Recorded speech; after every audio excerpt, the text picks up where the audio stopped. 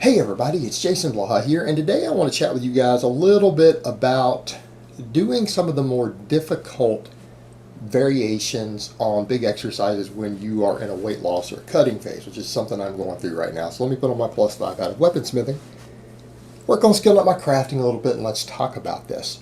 I think this is going to be, in a way, this is not necessarily completely scientifically supported. This is kind of bro science. It's just my opinion on things. It's kind of what I'm doing right now. Because I am in a pretty successful weight loss phase at the moment. I'm down 44 pounds, quite a bit more to go. I'm going to keep cutting down. But my background is that of a strength athlete, and I've usually carried a lot more body fat than most people would like to see a fitness YouTuber have. And so, I'm pretty deep into a cut. And I'm doing some of my stuff a little different. A lot of my exercises, I'm picking the variations that are more difficult, that force me to use a lighter weight even for a given intensity and rep range. But what they are doing is focusing on maximum muscle recruitment, speed, strength, all those things. Now we could argue that speed strength isn't really real, but what I mean is at least accelerating a weight more quickly from a dead stop.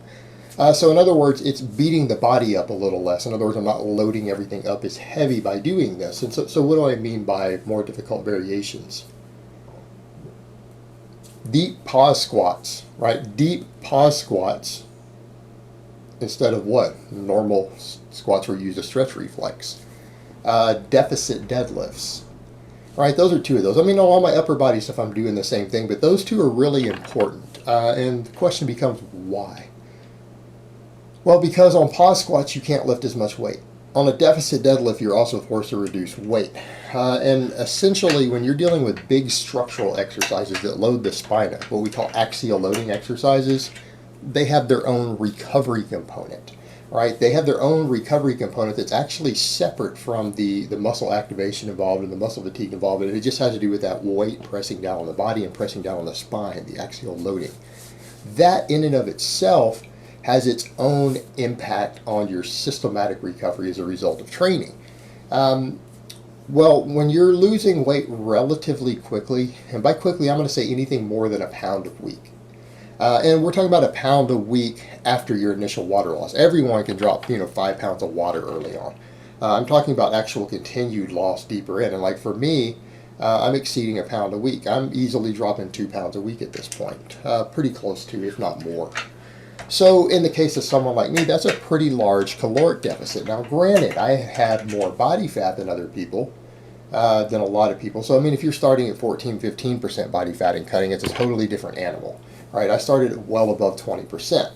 So in a case like that, I can lose fat easier without as much of a problem because I have more. In other words, the more fat you have, the larger the surplus you can run every week without running into real recovery issues.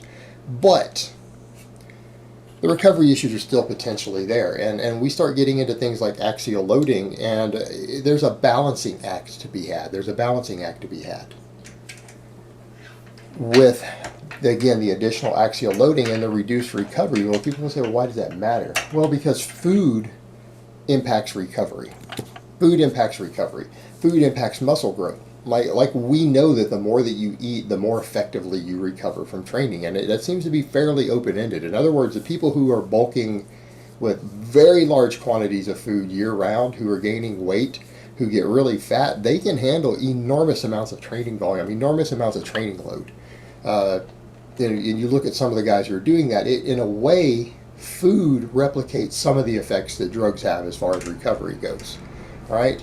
But in order to get a drug-like effect from it, you have to eat large amounts of food. So when you're eating enough to be gaining significant amounts of fat on a monthly basis, your recovery and your work capacity and everything goes through the roof. When you start reducing calories, your work capacity not only goes down, but your recovery starts to go down. And that recovery end of it can become a pretty big deal. It can become a very big deal. So you can reach a threshold very easily to where what happens? You're going to outtrain your recovery ability.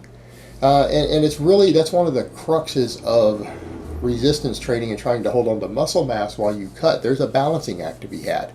And it's not like just a linear relationship between these things. we know that holding on to muscle mass is one of the most difficult aspects of cutting body weight, particularly if you have a significant amount, you've done lots of training. I mean, starting earlier on in this cut, I mean, I was squatting 485 6 days a week, right?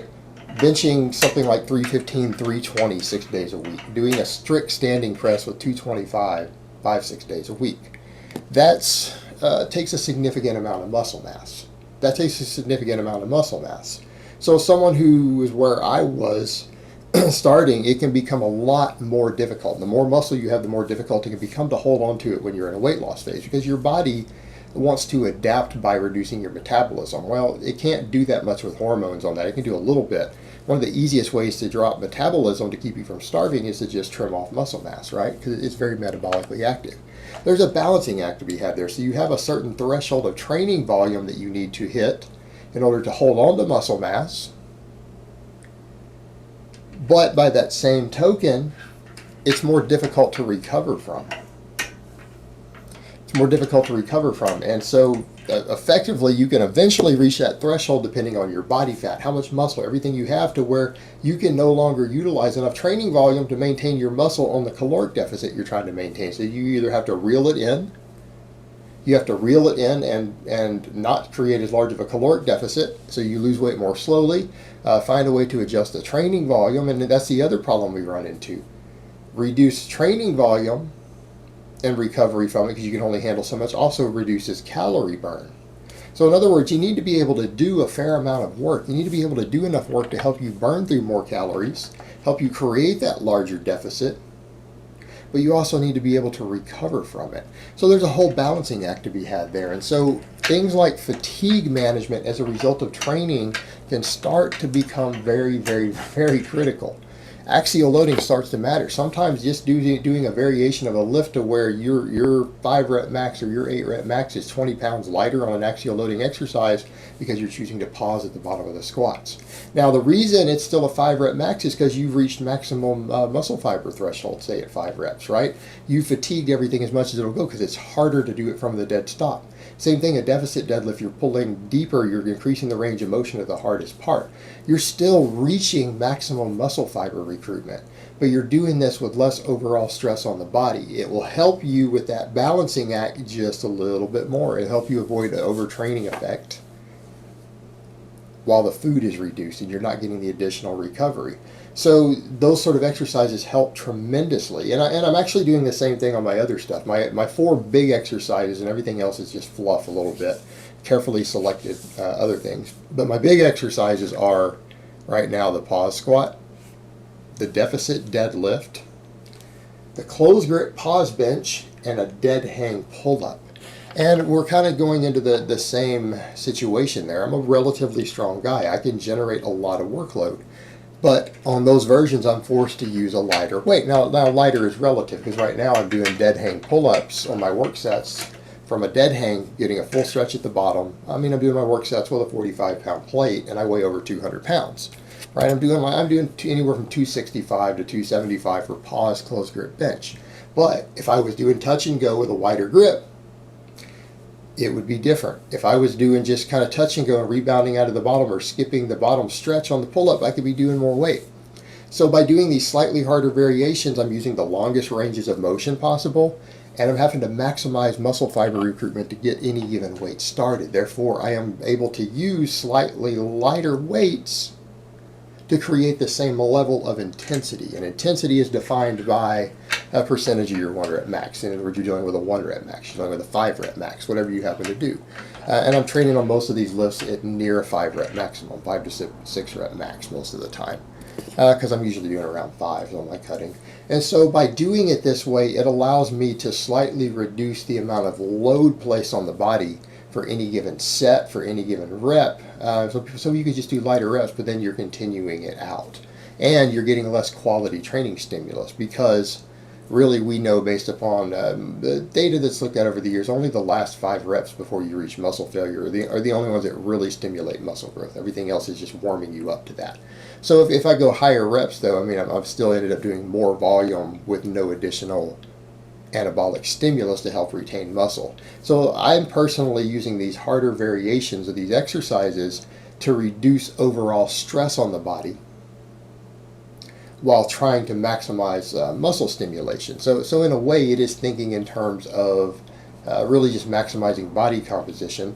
But by that same token, a lot of these dead stop exercises, even though you're forced to use a lighter weight, you're doing everything from a dead stop. You're doing everything longest range of motion possible.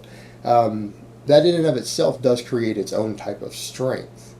So in short, just due to the additional recovery ability that's associated with reduced caloric intake, or the fact that you lose recovery ability as food intake goes down, and it becomes easier and easier to overtrain, doing these harder variations of the exercises that are still challenging, they're still tough, but they don't beat your entire body up quite the same, it can be a beneficial tool. And it's just one way to do things. I'm not saying it's right or wrong, I'm just saying it's a way to do things that might help you. Alright guys, but that's really all I have to say on that today. I hope it's been informative, and I will talk to you guys next time.